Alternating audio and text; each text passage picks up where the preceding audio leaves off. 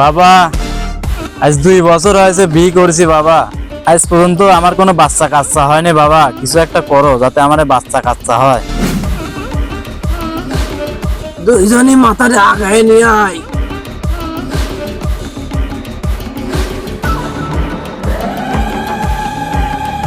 লাগ মিলকি লাগ, জানিস না লাগ। ছু! ধন্যবাদ বাবা। अबे साले এ বাবা, কি করলে তুমি? মন তো উল্টি হয়ে গেছে বাজান।